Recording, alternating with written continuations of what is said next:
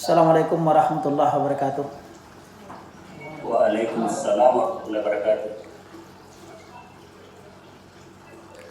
Alhamdulillahillazi arsala rasulahu bil huda wa dinil haq liyuzhirahu 'ala dini kulli wa kafa billahi syahida. Asyhadu an la ilaha illallah wahdahu la syarika lah wa asyhadu anna Muhammadan abduhu wa rasuluhu la nabiyya ba'da. Bersyukur kita kepada Allah Subhanahu wa taala pada kesempatan yang berbahagia ini. Kita berharap ridha Allah Subhanahu wa taala untuk kita semua. Kiranya kita diberikan taufik dan hidayah, nikmat iman dan Islam untuk menjadikan negara kita ini negara baldatun thayyibatun wa rabbul ghafur. Dan kita semua untuk keindonesiaan kita, kebangsaan kita, dan kerakyatan kita menjunjung tinggi Pancasila sebagai ideologi, dan kita semua hidup moderat, bertawazun, beriktidal, dan dengan semangat tasamuh yang luar biasa, agar kiranya sikap toleransi kita, sikap moderasi kita menjadi barometer ukur bagi negara-negara di dunia bahwa Indonesia adalah negara yang moderat, negara yang plural, yang serta-merta menghidupkan semangat Pancasila sebagai bingkai di negara Kesatuan Republik Indonesia yang kita cintai ini. Salawat dan salam kita kirimkan kepada baginda Muhammad sallallahu alaihi wasallam, Rasulul Amin, Nabi penutup di akhir zaman, mengajarkan kita semua untuk hidup dalam keteladanan, memiliki kepribadian yang utuh, agar kita semua memang benar-benar menjadi umat wasatah, umat pertengahan yang berdedikasi dan memiliki integritas, disiplin diri untuk mewujudkan cita-cita luhur bangsa yang kita cintai ini, yaitu Indonesia. Pertama, saya ingin menyampaikan salam hormat saya kepada Profesor Dr. Muhtar MPD. Pak Prof, apa kabar Pak Prof? Alhamdulillah sehat.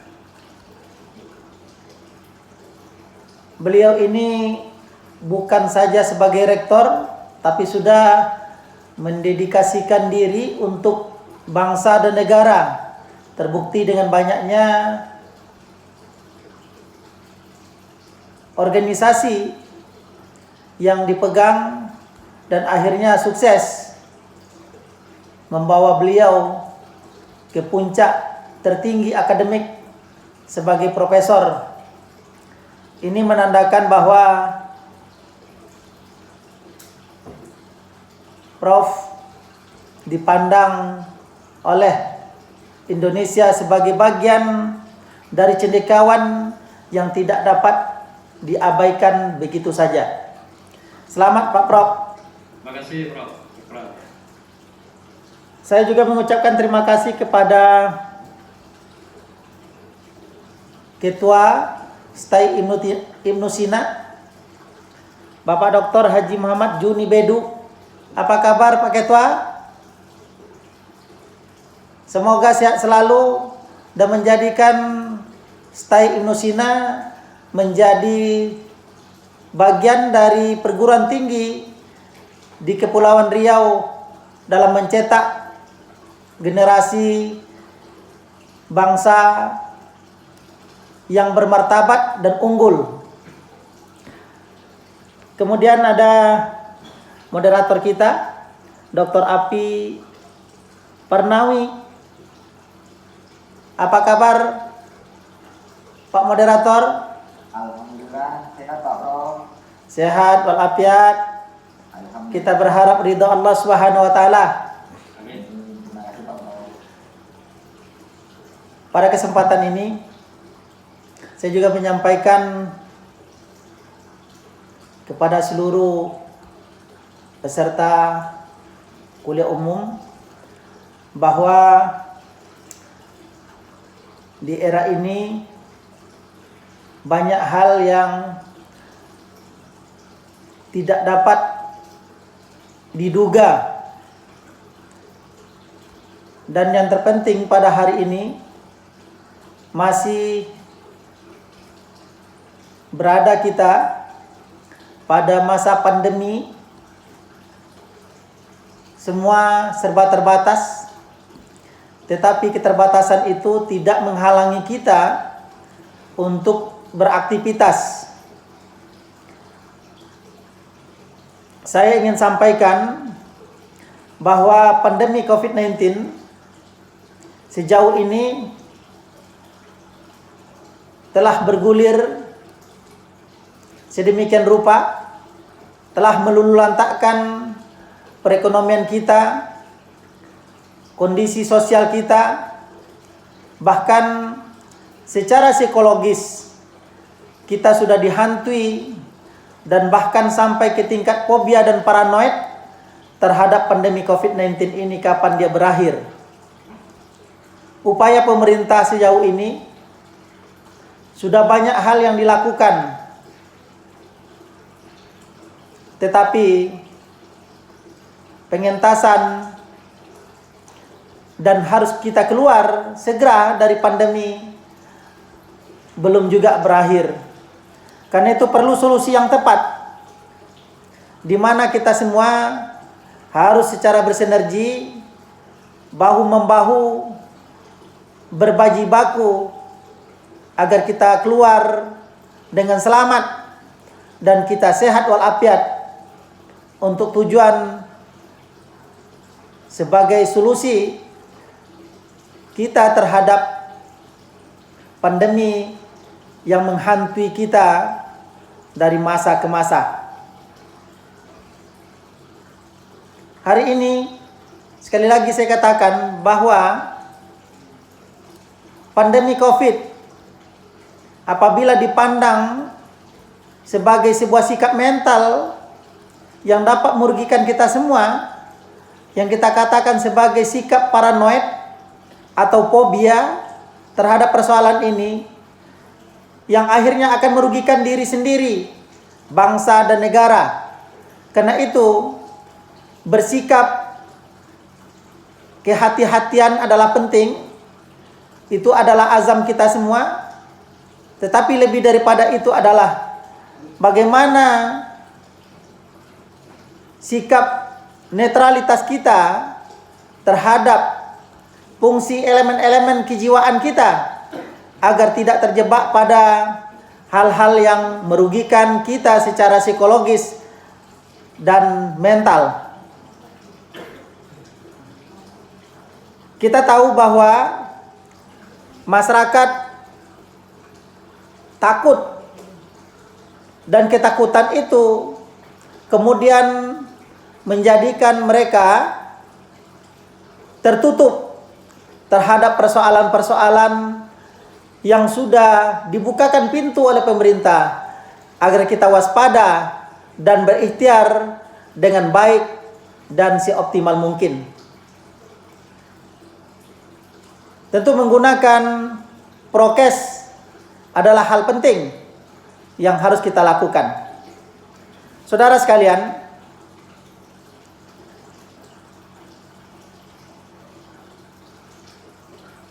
sikap mental kita yang kemudian dapat merugikan diri sendiri adalah efek dari kegalauan kita, yang merupakan keniscayaan bahwa kita gagal memahami situasional dengan baik.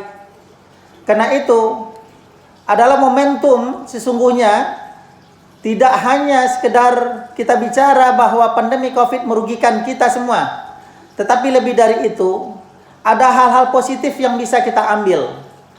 Dulu kita belajar hanya menggunakan teknologi seadanya, dan bahkan banyak di antara bukan saja mahasiswa, bahkan dosen sekalipun telah gagal menggunakan teknologi informasi dengan baik dan tepat guna, apalagi kaitannya dengan e-learning.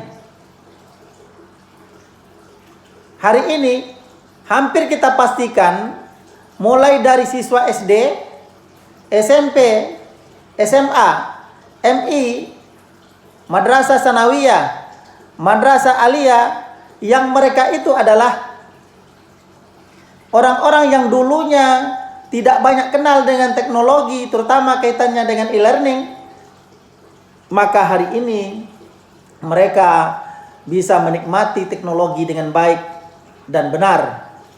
Ini tentu merupakan hal yang positif dari apa yang kita sebut sebagai wabah pandemi yang menghantui kita sejak bulan Maret tahun 2020 yang lalu. Efek lain pada perguruan tinggi, karena kita ketahui memang banyak dosen-dosen senior yang telah gagap teknologi, tapi kemudian mereka harus belajar, dan hari ini mereka mudah menggunakan pembelajaran melalui Zoom meeting dan media-media lain seperti Google Meet, WhatsApp paling tidak mereka sudah mampu menggunakan secara tepat guna dan pembelajaran bisa dilaksanakan secara baik. Pembiayaan kita juga akan berkurang dengan teknologi digital apabila kita menggunakan proses-proses baik administrasi maupun proses pembelajaran. Karena itu kita ambil manfaat. Jangan kita lengah dari persoalan-persoalan yang wabah, kita jadikan sebagai sebuah hal yang positif untuk mendukung bagaimana kecerdasan intelektual kita terbangun dengan baik.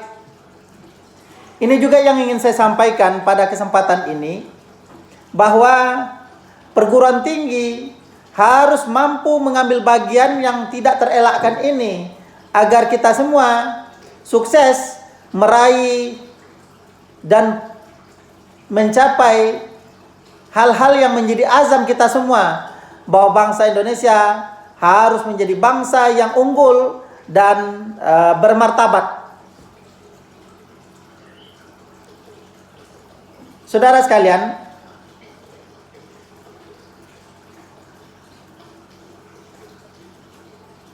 apa yang kita lakukan pada hari ini adalah role model yang sudah diciptakan jauh sebelum Indonesia merdeka, bahkan jauh dari kemodernan. Rasulullah memiliki sikap mental yang hebat, sikap mental yang tangguh, di mana Rasulullah memiliki sifat sidik, amanah, patona, dan tablik. Sikap mental yang dimiliki oleh Rasulullah inilah kemudian ketika kita praktekkan di gelombang-gelombang kehidupan yang terkadang kita tidak paham dengan apa yang dilakukan oleh yang lain, tetapi kita harus mengerti bahwa kita harus memiliki sikap yang tegas. Dan ini adalah efek kalau kita mau meneladani apa yang dimiliki oleh sang Rasul dari sikap sidik, amanah, patona, dan tablik. Banyak orang yang sukses, banyak orang yang kemudian bisa berkembang akademiknya secara mumpuni oleh sebab keteladanan-keteladanan yang dimiliki oleh Rasul dan kemudian diimplementasikan ke dalam bentuk pribadi dan institusi. Maka saya katakan, institusi yang baik adalah institusi yang mampu bersinergi dengan baik antara elemen-elemen, baik sebagai pribadi, sebagai masyarakat atau komunitas, atau untuk bangsa dan negara. Apabila kita ingin rekomendasikan, maka saya ingin katakan, Tridharma perguruan tinggi yang kita punya, yang kita tahu bahwa seorang dosen, seorang mahasiswa, dan bahkan tenaga kependidikan harus melakukan proses di mana adanya proses pendidikan dan pembelajaran. Dan ini sudah kita lakukan. Tetapi apabila proses pendidikan dan pembelajaran tidak dengan teladan seperti yang kita sampaikan tadi dari sifat kerasulan, maka pendidikan dan pembelajaran tidak memiliki arti apapun. Setakat ini saya ingin sampaikan bahwa pembelajaran budi pekerti, akhlak atau agama mulai dari tingkat SD, SMP, SMA, tingkat MI, tingkat madrasah sanawiyah, madrasah aliyah, bahkan sampai ke perguruan tinggi baik Islam maupun perguruan tinggi umum, yang mereka ini tidak mendapatkan kontribusi yang terang ketika mereka belajar agama untuk pembentukan karakter. Karena pembelajaran sesungguhnya ketika tidak didasarkan pada keteladanan sang Rasul, maka efeknya hampir dipastikan tidak sepenuhnya kita peroleh. Ketika dilakukan riset pada beberapa madrasah atau pada beberapa sekolah dilakukan, ternyata kontribusi pembelajaran PAI misalnya tidak dapat membentuk karakter kemanusiaan melebihi 20%. Salah satu dasarnya adalah karena guru tidak menjadi teladan, dosen tidak menjadi teladan terhadap mahasiswa, guru tidak menjadi teladan bagi siswa atau murid. Ini efek dari kita yang tidak mampu meneladani sikap kerasulan yang kita sampaikan tadi. Karena itu apapun yang kita lakukan, perlu kita sinergikan bahwa apa yang menjadi dasar kenapa Rasulullah kita pandang sebagai prototipe atau role model yang menguntungkan bagi pembentukan karakter kemanusiaan. Karena kita tahu bahwa dengan sikap mental, paling tidak 4 aspek tadi telah menjadikan kita semua menjadi lebih baik dan bermartabat dan unggul. Saudara sekalian, itu yang pertama. Kalau kita coba lagi hitung bahwa Tridharma perguruan tinggi termasuk di dalamnya komponen penelitian. Penelitian memang banyak sudah kita lakukan. Dosen-dosen sudah melakukan penelitian di mana-mana, baik di segi keislaman atau Islamic Studies, dilakukan penelitian pada sains, budaya dan lain sebagainya. Tetapi kemudian penelitian banyak menumpuk pada gudang-gudang dan tidak dapat dipublish secara baik. Ini juga efek dari ketidakinginan kita dalam menjadikan tolok ukur dari sifat kerasulan tadi. Karena kita tahu dengan sikap sidik, dengan sikap amanah, patona dan tablik, pastilah akhirnya penelitian yang kita lakukan harus memiliki output yang tinggi. Dan ini tidak kita rasakan. Karena kita hanya berkutat pada bahwa kita sudah melakukan kewajiban kita sebagai seorang dosen, lalu kemudian kita meneliti,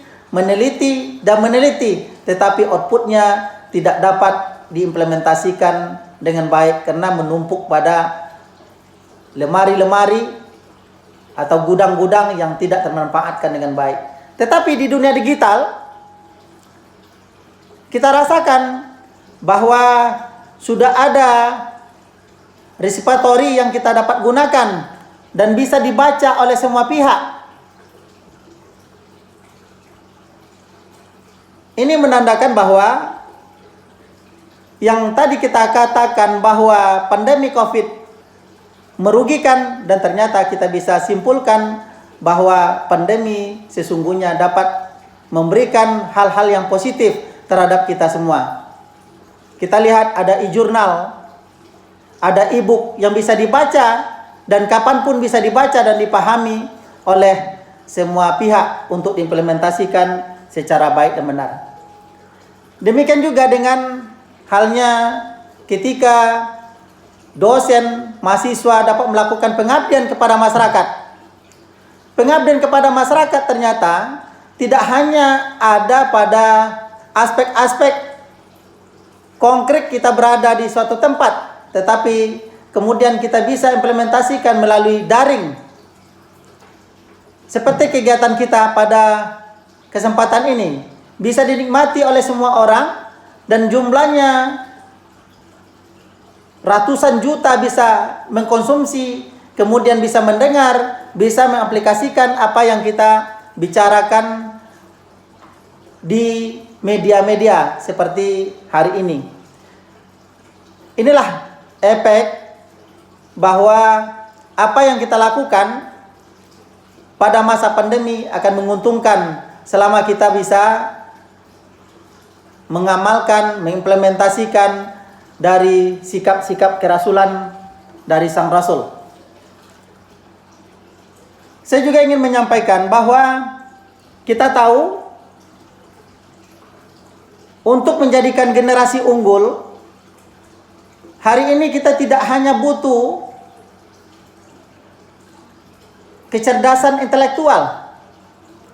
Banyak orang yang cerdas, tetapi kemudian gugur dan tidak dapat melaksanakan tugasnya sebagai diri sendiri atau sebagai personal yang menguntungkan bagi pribadinya dan orang lain.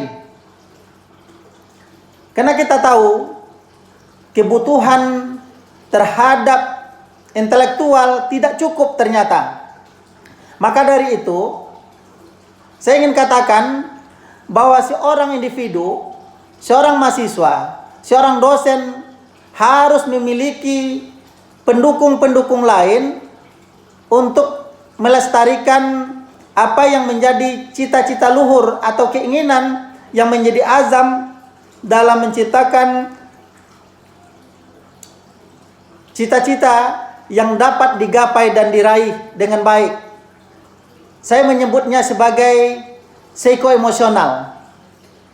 Orang yang memiliki psikoemosional yang baik kemudian didukung oleh kecerdasan yang mungkin tidak terlalu baik, tetapi dapat bersinergi, dia dapat mengurai benang merah di mana dia harus melakukan, di mana ketika dia harus menahan, di mana dia harus kemudian membatalkan apa yang harus dilakukan. Karena dia tahu bahwa apa yang dia lakukan menguntungkan atau tidak, dan itu hanya ada pada aspek psikoemosional yang lebih baik. Apabila dua hal ini mewakili dalam setiap pribadi, setidaknya sudah mencapai tingkat keberhasilan 60-70%. Baik dalam tata pergaulan maupun dalam dinamika, mencapai dinamika kehidupan yang lebih baik atau mencari solusi alternatif terhadap persoalan-persoalan yang dihadapinya. Lalu kemudian ada yang ketiga yang kita sebut dengan psikospiritual, di mana ketika orang memiliki psikospiritual yang baik, ketika dia mau beribadah, dia berdoa, setelah berikhtiar, setelah berusaha sekuat tenaga, berazam, kemudian dia berdoa kepada Allah Subhanahu wa taala atau kepada Tuhannya, maka ketika itu ada penyeimbang antara akal, kalbu, dan nafsu secara bersinergis. Lalu kemudian inilah yang mengantarkan orang-orang sukses seperti B.J. Habibie. Kalau lebih jauh kita dapat melihat bagaimana Muhammad sallallahu alaihi wasallam menjadi 100 tokoh. Yang pertama 100 tokoh terkemuka di dunia, dan Rasulullah Muhammad sallallahu alaihi wasallam sebagai orang yang pertama yang dituliskan oleh Husain Haikal sebagai orang yang memiliki keunggulan dan kepribadian tangguh dan memiliki pengaruh besar di dunia.